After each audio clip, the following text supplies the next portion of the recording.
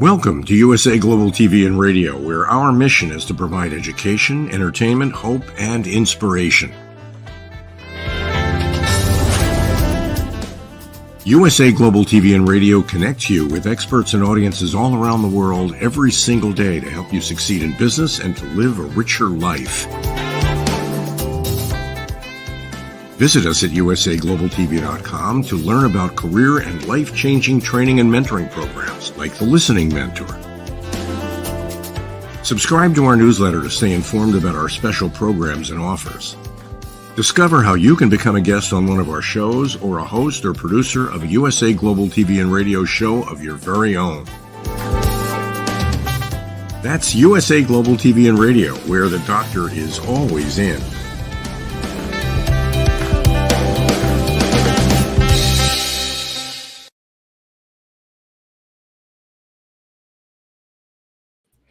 Hello, viewers and listeners. Welcome to USA Global TV and Radio. I'm Dr. JACALYN KERBECK, and our show today is Stories of Hope, Inspiration, and Overcoming Adversity. And I'm here with Doug Lawrence. Hi, Doug. Hello, how are you?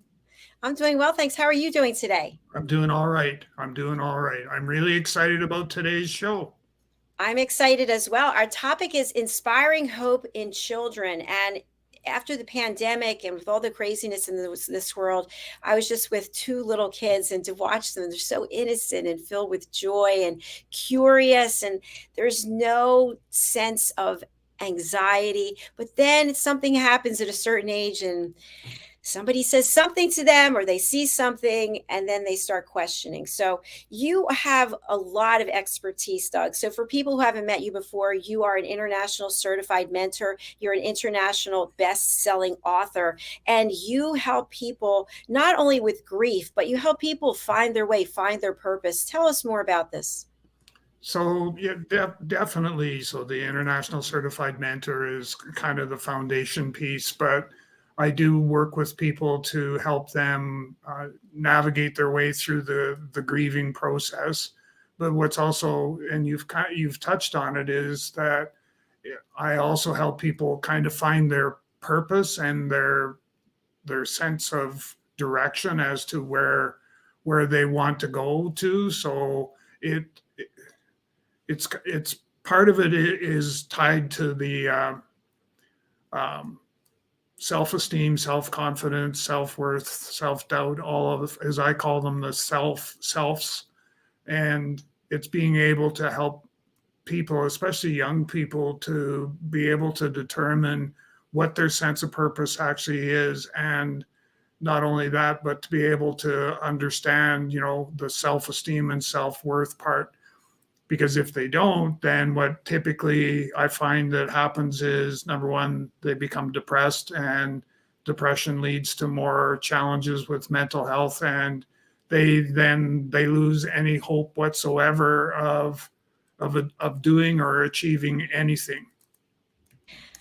And I so appreciate you, Doug. We've discussed this. It's not easy because you've had your own loss, and every day things are hitting all of us, and yet to be there and supportive for other people really means so much. So once again, I applaud you for what you're doing.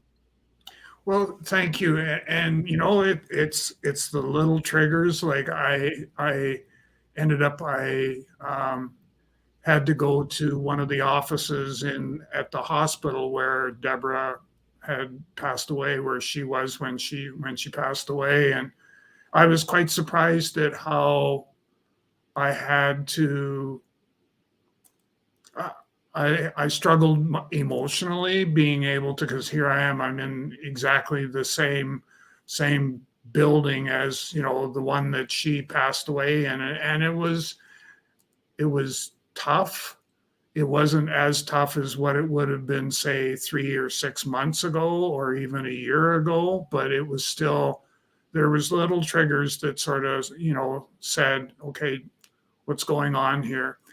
So when I took a step back and I kind of went, okay, that's how I'm perceiving things. How would I, if my grandson or granddaughter was with me, how would I address that? How would I explain to them why grandpa is, why he has tears in his eyes and that. And I don't know that I really truly had an answer other than I thought, well, I'll just tell him the truth and go with that. And how did you feel about that? Because you have your own feelings of what you're going through, and then of course you care about them and love them and want to say the right thing, and it's a tricky one, isn't it? Well, it is, and I'm challenged trying to say the right thing and do the right thing because they're both very gifted young children, and they understand things better some days than what I do. So it was the aspect of, okay, how would you deal with this if if your two grandchildren were with you? What would be the approach you would take? How would you deal with it from a coping mechanism, and how can you take and turn it into a learning opportunity, not only for them, for the two grandchildren, but also for myself as I look out there and sort of say, okay, how can I share this lived experience? How can I frame it? How can I share it with others so that they can benefit from what we've just gone through? And would you say that part of this has to do with taking out the emotion? I think partly, yes, I would have to say partly. I think you still need some degree, some level of emotion in there, because that's what, certainly from a grief perspective, that's what it's all about. But when I look at it from a hope perspective, so wanting to give some sort of sense of hope to the two grandchildren that, when grandma passed away, there was a reason that apparently happened. And maybe part of that is it's made the rest of us stronger. It's made the rest of us bond better than maybe what we did before. But there are learning opportunities from a relationship perspective that we can all take away from that lived experience. Absolutely. And Doug, I think in addition to what you're sharing about something that happened to you that also happened to them, there are situations going on all over the world where children are living in a home, in a situation where there's a lot of dysfunction. And that's all they know. That's what they've seen over and over again. And then later in their life, they're talking to somebody and oh, this is what my mom did, or my dad did, or my brothers, or my stepfather, or whatever. And then it has a direct impact on them. So in those situations where the chaos and the dysfunction is the norm, I would think that hope would be something that might be elusive. And to add to that is the aspect of, so what you had described was, as I call it, learned behavior. And what it basically is we have all these different behaviors that are taking place on a day-to-day basis. Some of them are good and some of them are bad. The bad ones, we assume that they're good because nobody's told us any different. And so, like I always, I say to people that, it's how you look at things and how you position them. So if they're behaviors that are not conducive to being in a good place, then what do we need to do to change those so that we can, inspire hope in children, inspire hope in, people that are in their 30s and 40s. Just the whole idea behind it is that, look at it from the aspect of age isn't a factor in this. And let's just use that as an example, is what things can I do, or what things can I change in order to turn this maybe not so good of a situation into something that's a lot better. And part of it comes back to, I can either manage that situation or I can let it manage me. I totally agree with what you're saying. And I also think it's important when we think about role models that even if we're not the one directly responsible for the child or the children, if we engage with them, if we interact with them, they're looking at our behavior and how are we showing up and how are we responding. And many times I think we don't realize that the power that we have in being a leader or being a role model. Or being an inspiration to, the your young children that, look up to you. Because I know that I every time I go to visit with, with my two grandchildren, I'm always wanting to make sure that I'm, my best behavior, so to speak, and that I'm present, that I'm giving them the attention that they obviously want, and that I'm mindful of whatever I say and or do, because it does have that direct influence on them as human beings. And if I show up for visits and all we talk about is negative things, what inspiration does that give them, going forward? And they're both, like I said earlier, they're both extremely intelligent young people that they see things and hear things that most people don't. And I I'm you know I'm truly blessed in that they challenge me to be able to help them find the positive in a lot of things that are not so good, including the passing of their grandmother, that to try and understand what that's all about. And it's something that we all need to, to take into consideration. Yes, that's for sure. What about, Doug? We're talking about adults inspiring, giving hope, being role models. What about peer to peer? Can one child inspire another?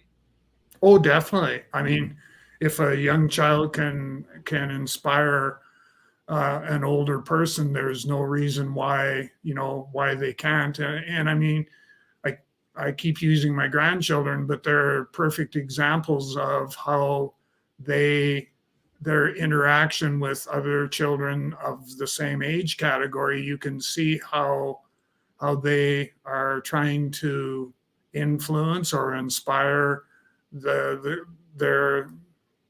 their colleagues, for lack of other children of their age, and that there you can see that sometimes just by doing, they are inspiring others to kind of follow in their footsteps. And sometimes it may it may not be the behavior that everybody wants, but they're also astute enough, intelligent enough to know when they've come to that bridge to cross, and that they've got to think about what are the outcomes if I behave a certain way. What are the outcomes that I'm creating as a result of that?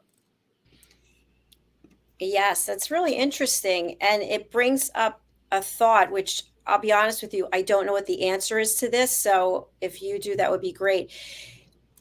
We talk about self care and the fact that we have to take care of ourselves before we can take care of others. So, at what age is it that we are aware of self care? So, if you're a child, do you become a teenager and then you realize, okay, I have to take care of me first, or do I have to please mommy and daddy? I have to please the teacher. Where does that sort of switch? Does we are 21 and now we have to be responsible for ourselves? I don't mean from a legal perspective. I mean from an emotional, spiritual perspective, physical perspective. I think a large part of that comes from the parental upbringing, and it it's a matter of and I think of my two grandchildren and how their mom, my daughter, has them understanding that if you stay up late and so on, that you eventually you'll get tired enough, you'll get fatigued enough that you'll probably get sick, and then if you get sick, you miss school, and there's consequences, and getting them to understand all that. So I think that you know when I think of them, I think that, they understand the basic elements of self-care and how important it is.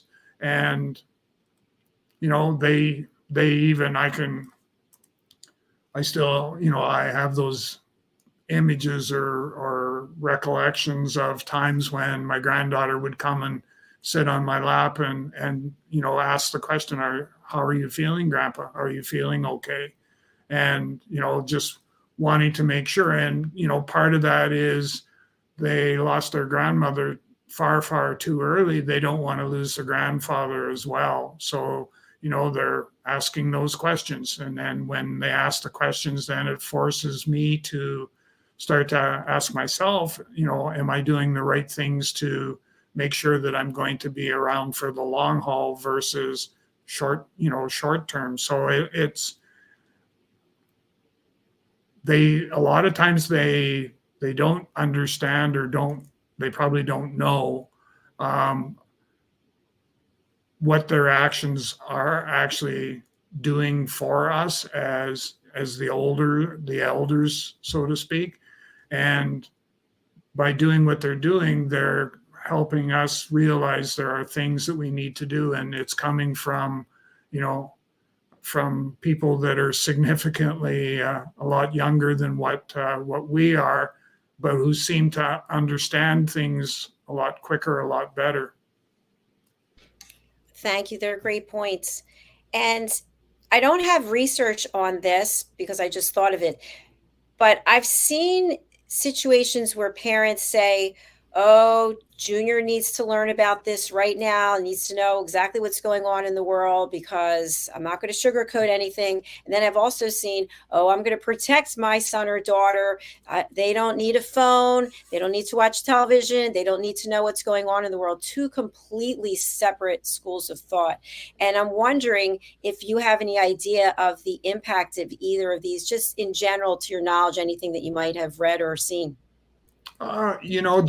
Just from observation perspective, I think that, when is the right age or the right time for parents to give, to get cell phones and stuff like that for their children. And I think that becomes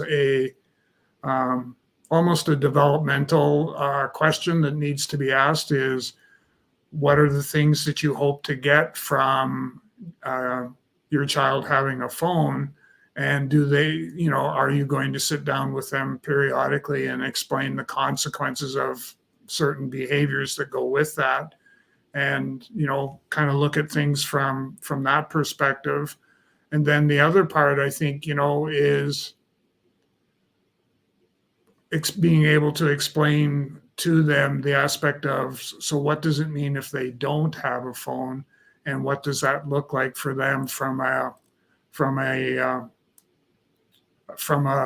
lived experience perspective? And I think, it's a matter of, I always look at that is that's a communication challenge or communication question that needs to be asked is, we need to sit down. And this is why I really, I have a lot of respect for my daughter, who sits down with the two grandchildren and actually has a conversation, an adult-like conversation with them, so that they understand that, yes, you can have a phone, but if you get a phone, here are some things that needs to happen, like who's going to pay the monthly fee, and where's how is that going to be sourced, and then from there, what are you going to be using the phone for, and different sorts of things. And I think of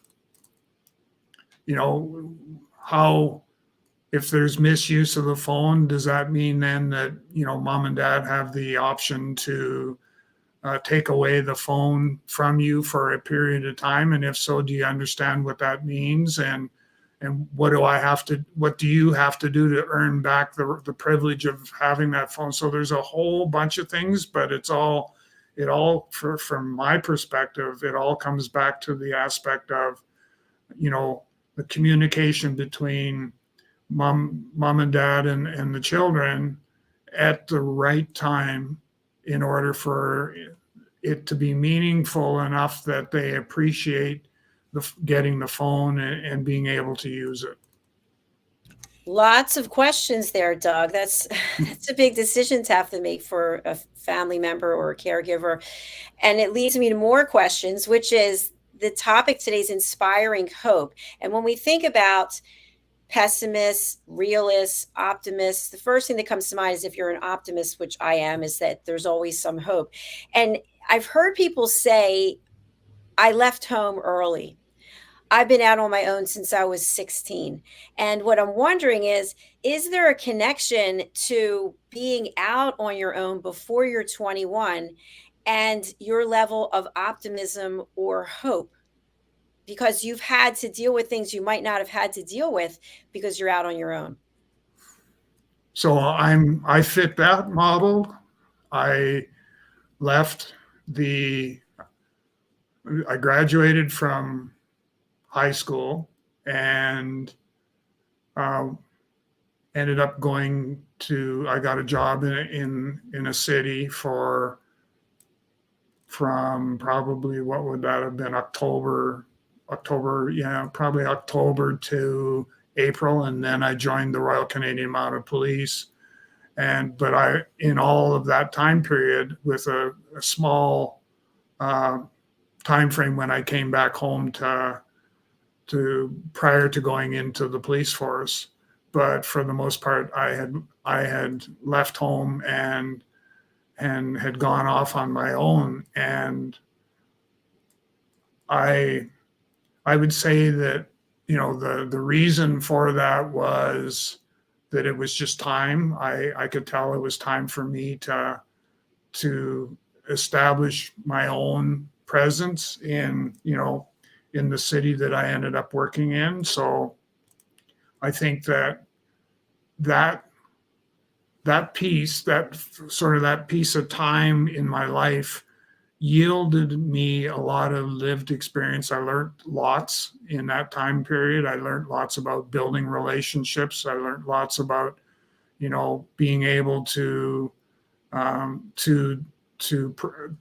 do a good job, basically, no matter what type of work I was being called upon to do. It was to demonstrate that I had the work ethics that it was going to take in order to be successful in the work world.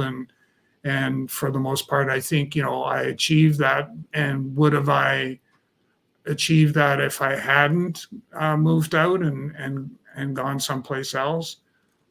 Hard to say, really hard to say. I think that the work environment on the farm where I was, I just think that the environment itself was not conducive to positive learning, and it would have been more detrimental to my growth than what it was when I left home to take on other challenges.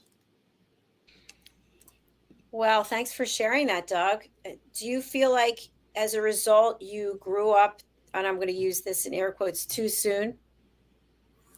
No, for me, no, because I was always somebody who gravitated to work, socializing, working with people who were older than I was, not necessarily by decades, but certainly by,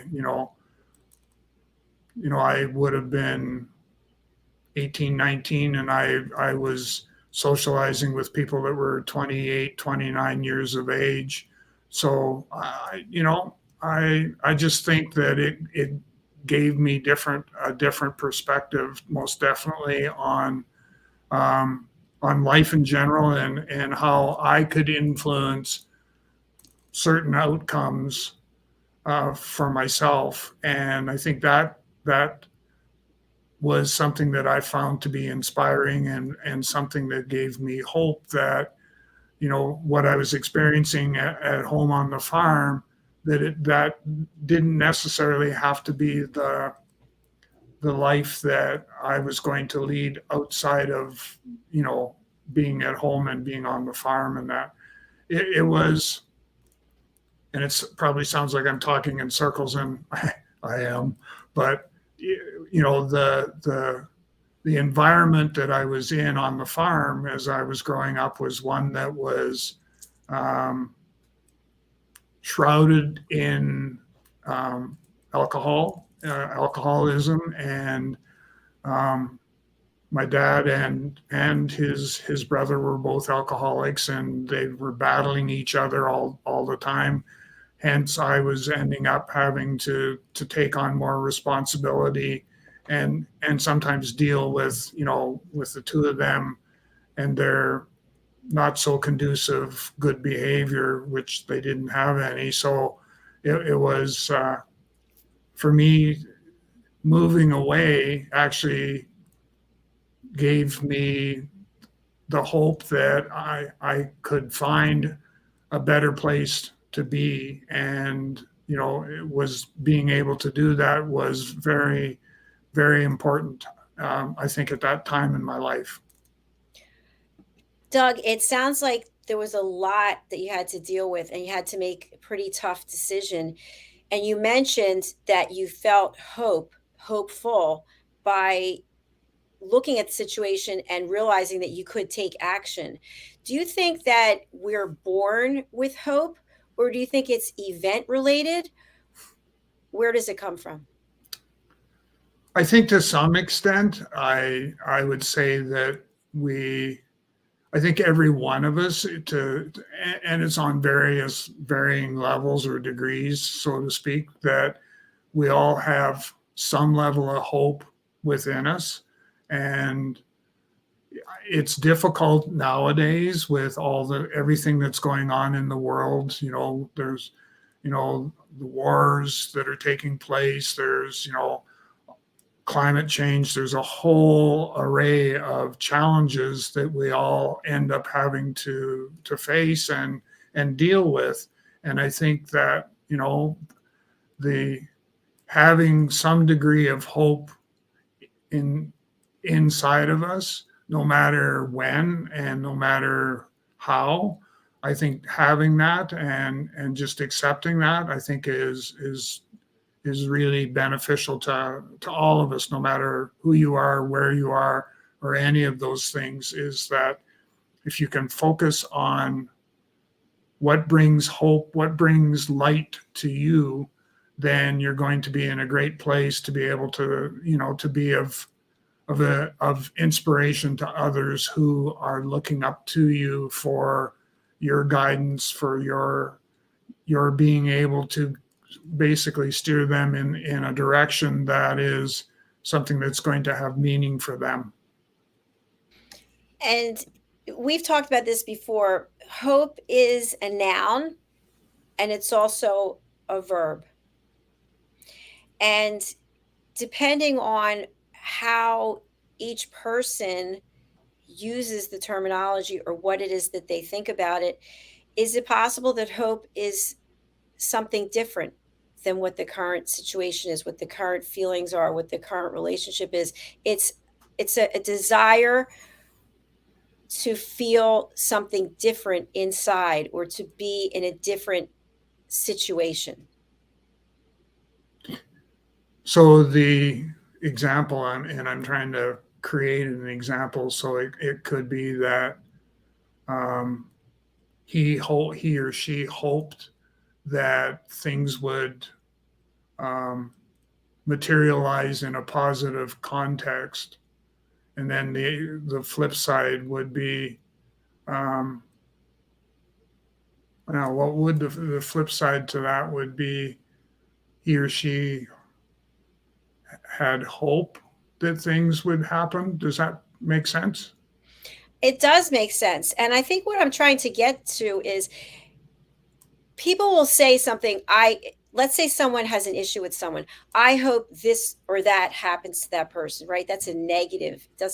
But typically when we think about hope, whether it's hope as a noun, which is something we're striving to achieve, or hope is a wish or desire for something to actually happen. It's typically associated in the positive, unless you're wishing ill will on someone. That makes sense. Yes. Yeah. So in the second case where you're wishing ill will, to me, and again, I'm not an expert, I would think that that's a learned behavior. I would hope that when we're born and we look at children and they're innocent and they're curious and they're filled with wonder, that they are not possessing that desire to harm someone or to wish something negative. That to me is a learned behavior. But the desire for some greatness or something different to happen, or a lightness, or the ability to make a change in the world, I feel like we're born with that. Yes, I would agree. And I think back to even my journey where, I've encountered some not so good things from, hoping that certain things would happen that were positive in nature, not necessarily with the outcome focusing on me, but wanting it to be able to focus on those outside or that are around me. But also at the same time, I think that I have been able to, or that I have experienced things where I had hoped that they would have turned out differently and they didn't. And so then how do you address that, or how do you deal with that? And that's where I think it comes back to kind of the lived experience and sort of the aspect of reflection, which is one of the things I do when I'm trying to go, okay, that didn't materialize the way I had thought it would or how I had hoped it would turn out. So I need to determine what went well, what didn't go well, and what will I do differently next time to maybe guide myself to the more positive outcome that I'm striving for. And how much of hope and the outcome is tied to taking action? So, for example, I hope I lose weight. Well, I could be sitting here and, oh, the pounds are melting off. No, I don't think so. I actually have to do something. I hope I get a job. Well, maybe someone will come to the door and say, hey, or get an email, but typically I have to do something. So, how much of hope is tied to our own accountability as opposed to God, spirit, source, universe? I think that there's a bit of both, and there has to be, because you know, God, the universe, spirituality, all of those things are kind of outside of the realm of what we actually physically have control over. How we can inspire or influence potential outcomes. So I think that that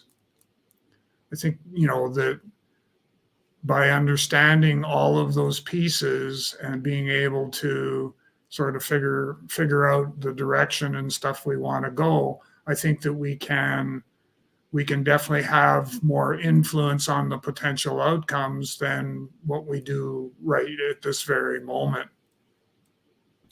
I definitely see your point and agree with you. And I want to tie it back to children. So, depending on what we teach children and how we teach them can inspire and instill hope. Johnny, you can be whatever you want, and let's figure out how to, so you can be an astronaut. Let's figure out what the steps are, as opposed to you're never going to be anything. And the reason I bring this up is we had a call with some people who were in Africa, and the whole premise was for this course that's being developed that they've been told over and over again, you will never own your own business. You will never be anything more than you are today. And the people on the call were saying, this is what I've heard over and over again. So I really believe this. And that is completely false, because that's just being told something, being kept down and pushed down. And in those scenarios, I feel like hope is taken away. But if you reverse it and say, okay, I know it's not going to be easy for you, but let's figure out how we can do it. Who can help us? What do we put in place today for success later? Then there could be a very different outcome for the same individual. And let's make it very clear that we want to be able to let the naysayers know that we're going to do everything we possibly can to make this happen. And I think of when I was accepted to go into the Royal Canadian Mounted Police, and I was working in a location in another city, and that my co-workers, my colleagues, who were, I thought, my good friends, all laughed when I advised them I was giving my notice to the boss, and I was moving on to, I was going to be going through Royal Canadian Mounted Police basic training. And they all started laughing. And I said, well, what's so funny about that? And they said, well, it's a waste of your time. You'll never make it. And I was determined once they said that even though they may have caused me to sort of take a step back and say, well, maybe I've bitten off more than I can chew here. But the other part of me said, no, let's prove to them that what they think is the outcome. Let's prove that that's not the right outcome, and that I will go through training and I will be successful. And that's what I did. And, you know, you end up with a degree or element of hope in wanting to be able to move forward. And that's basically what I had done. And I had a very successful career. So, you know, the naysayers were stopped in their tracks in that particular case. Well, congratulations to you. That is exciting that you didn't let other people steal your hope. And that is something, there are people out there, that's what they're all about. They just want to put other people down.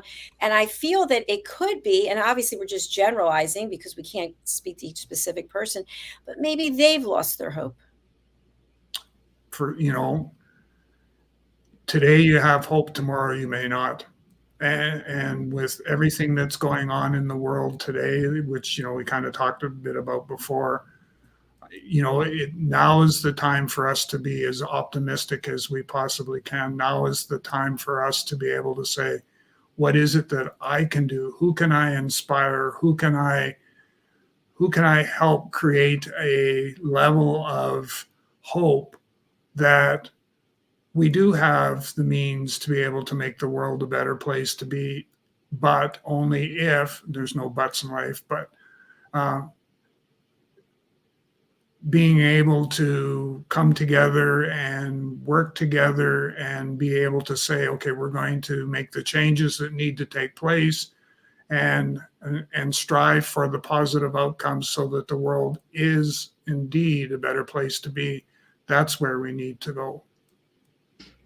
I love what you're sharing there, Doug. And I have one more question as we come to the end of the show. If we choose to live in a way, in a world where all we see are positives, and maybe we're not as tied to reality. And when I say that, what I mean is we're not watching the news, we're not debating with our friends about this, that, and maybe we've zeroed out of politics, but yet we've created an atmosphere, an environment where we see positives, we share positivity. What are your thoughts about this as opposed to the people who are living in the reality 24/7 with the news, constantly looking at all the negatives, and of course the people in the negative end? But is it okay to encapsulate ourselves, to isolate ourselves, to surround ourselves in a code of hope, as opposed to putting ourselves in the throes of reality every day? You know, I think that what we need to do is take all of that cloaking of us as people who inspire or who are filled with all the positivity, all the hope in that, and use that for the good of mankind. So being able to, you know, say, and I have these conversations with a number of people where they say, I just choose not to listen to the news because it's nothing but bad stuff. And so then my question back to them is, so if you were to take two items of news, are there ways that you can look inside all of that and find a reason to be hopeful? And it may very well be that it's created a learning opportunity for you or for other people. So the people, that you may be saying, okay, I don't want to have a conversation about the news or anything like that because all it is negative. Then my question, would be in that conversation is, well, what do we need to do to change our perception of the news in that regard? What are the things we can learn from the news broadcast 2 days ago? Or what can we learn from the news broadcast last night? So it's taking that information and framing it in the context of a learning opportunity and moving forward that way so that we can make sure we're taking advantage of what's being presented to us as far as something that we need to work on to be able to create hope and inspire others to do so as well. So correct me if I'm wrong, but what I'm hearing you say is it sounds like we can be a sponge with a few holes in it, and then there's a wall there. There's something to protect. So we take in some information, but we don't take it all the way in where it affects us emotionally. We can't function. We're angry and we're continuously going downhill. Correct. Correct. Yeah. Okay. I like it. Thank you. We are going to close out with a reading from your book. That would be you reading it. Okay. So there's the book. And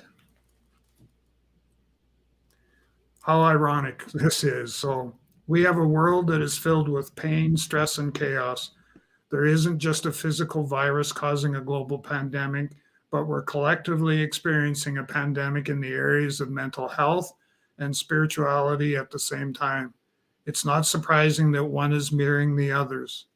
It's necessary to deal with the mental and spiritual aspects of a person in order for that person to experience harmony in their life, and the same rules apply when we approach our current global affairs. Let's face it, we don't make our best decisions when we're struggling with our mental wellness.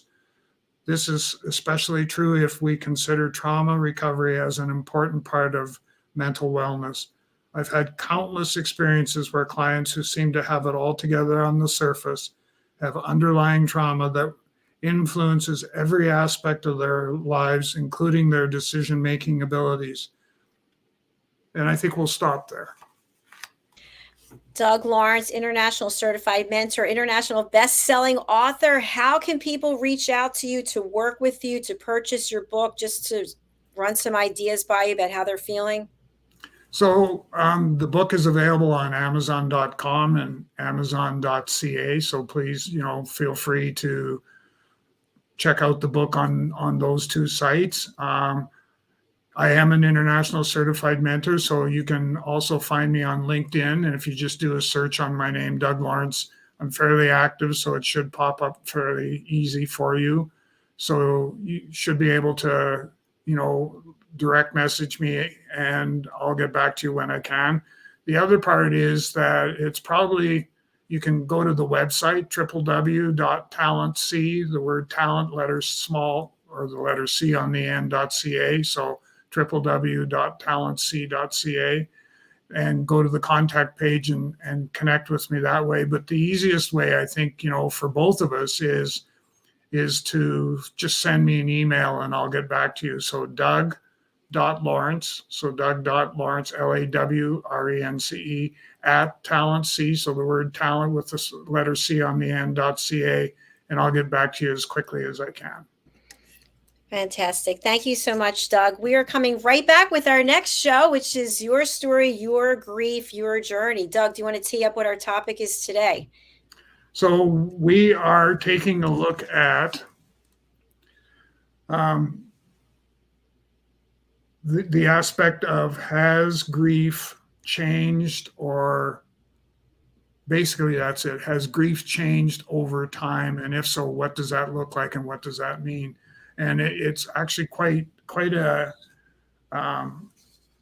it's quite an interesting thing to explore. So there's a couple different paths, but there's that one. And the other one is how has grief evolved, or has it? And we're going to strive to answer those questions in the next show. Fantastic. Thank you so much, Doug. And thank you for everyone who's watching or listening on the live or the replay. We will be right back. So stay wherever you are today. Please go to our YouTube channel. And thank you to all those who have subscribed in the last week or so. We are thrilled. If you haven't subscribed, what are you waiting for? We have 37 shows each week with more coming. Our YouTube channel is USA Global TV and Radio. Bye for now. Thanks. Thanks, Doug. Yeah, thank you. Bye.